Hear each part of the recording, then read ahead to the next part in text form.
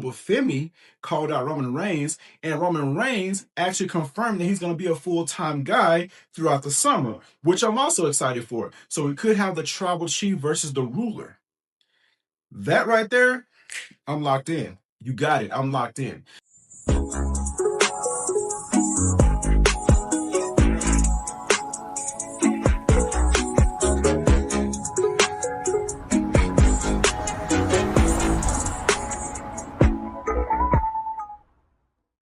WrestleMania weekend is finally over. We should no longer be expecting spectacles, right? We should no longer be expecting the show of shows, and tonight is going to be the Raw after WrestleMania.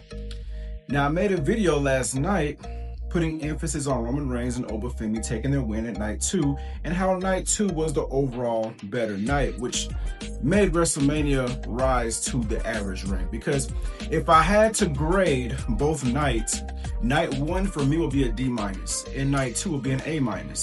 Now, if you average those together, you get about what? A C average? So this WrestleMania was average, and WrestleMania night 2 actually pulled the weight. Now, I never ever actually talked about night 1 for 2 reasons. One, I worked most of night 1 because I only made it home to catch the main event. In night 2, I was actually off, so I could actually watch this full entire night. I had to go back and rewatch night 1 to get a little idea of how bad it was, and it was bad. Now, this is what I want to talk about. This is what made WrestleMania a little weak. These are a few reasons.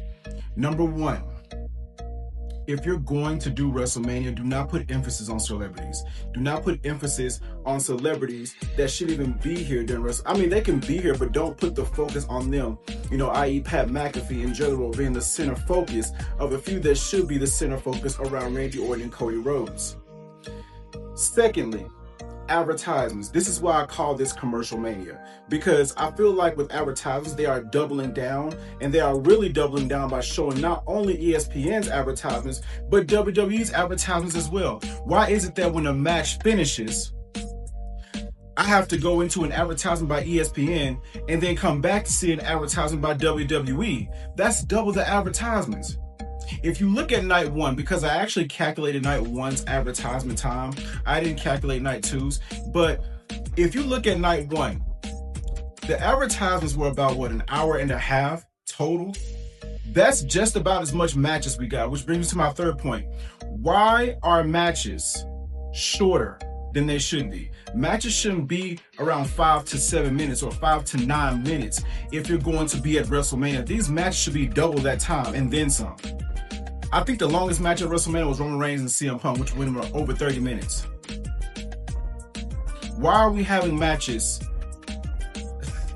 that are just as long as the advertisements? Why are we having advertisements longer than the matches?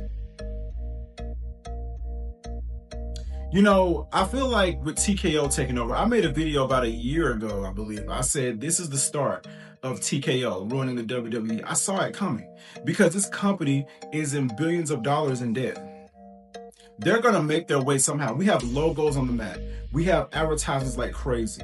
We have them advertising their advertisements and the people that own the network's advertisements. So my thing is, you're stacking advertisements on top of advertisements. You're giving us less matches and you're giving us less compelling stories. And that's resulting in mediocre product. Right? So that was my issue with night 1. Night 2 had the same issue with the advertising, but at least the match card lived up to his expectations, right? Because night 2, I had a lot to look forward to. So I'm going to speak for myself. I looked forward to Roman Reigns versus CM Punk. I looked forward to the Demon returning, because you guys know I'm a huge Finn Balor fan. And I feel like Finn Balor has lost his edge ever since he's been in the Judgment Day. So Finn Balor having the Demon return again was nice to see. Obafemi versus Brock Lesnar. I knew that Javon was going to perform his ass off in that IC title ladder match. Come on now. Like, it's Javon Evans. And plus, the ladder match in general is just an overall better match. So I feel as if those alone saved the show. And even Jade Cargill. Like, Jade Cargill brought her A game to this, bro. Her versus Rhea Ripley. Now, I don't agree with Jade Cargill losing the title, because why would you give her a faction just for her to lose the title on the next PLE? That didn't make sense to me. But I digress. So with night 1, I knew that this was going to be the weaker night. And I said 2 videos ago that WrestleMania 42 was going to be a flop. I was semi-right because night 1 flopped. Now, with AJ Lee versus Becky Lynch, it was an okay match. It was just short. Becky winning was the right decision.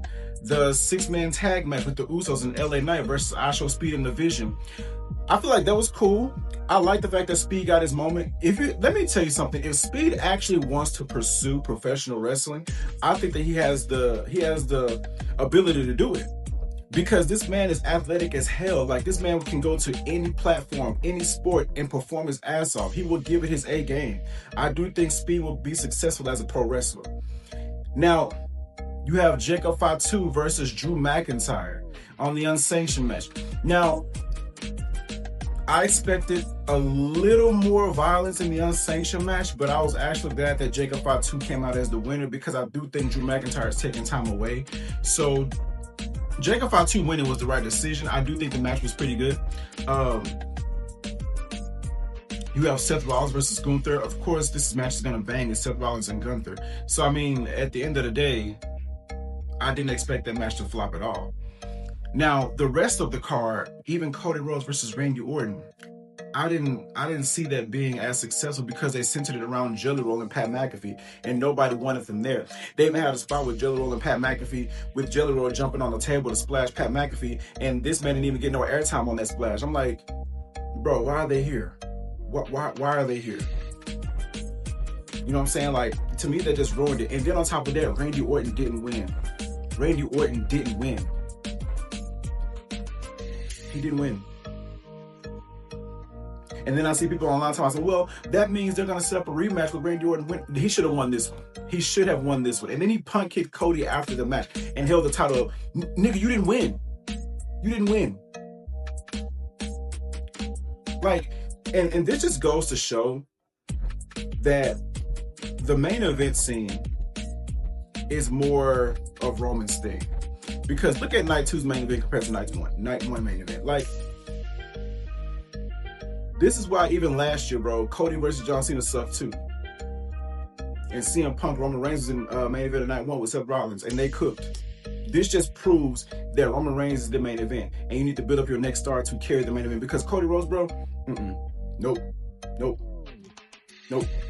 So, if you ask me, WrestleMania 42 overall was an average WrestleMania. Now, I will go on a limb and say that WrestleMania 42, I enjoyed it more than last year's WrestleMania. I did. I didn't expect it to be better than WrestleMania 41.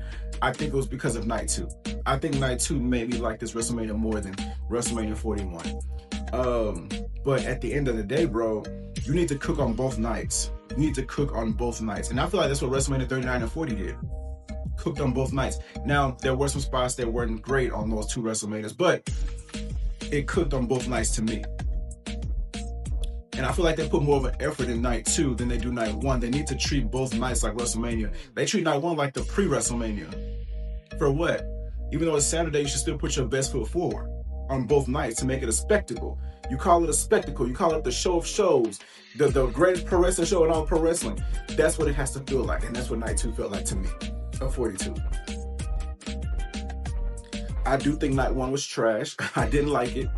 I think that they should have put a better effort in Cody versus Randy, because they started off great with Randy Orton turning on Cody and attacking him, but at the end of the day, what does it matter? You know what I'm saying? What does it matter? Because you ended it off with that. But like I said, night 2 did save it, so I'm not too mad about it. I'm not too upset. But I do want to know what you guys' thoughts on WrestleMania as a whole is in the comments down below. I'm actually looking forward to Raw after WrestleMania, so let me know how you guys feel about that in the comments down below. Make sure you guys like, comment, share, subscribe, turn on your post notifications, and I'll see you guys in the next video. Peace.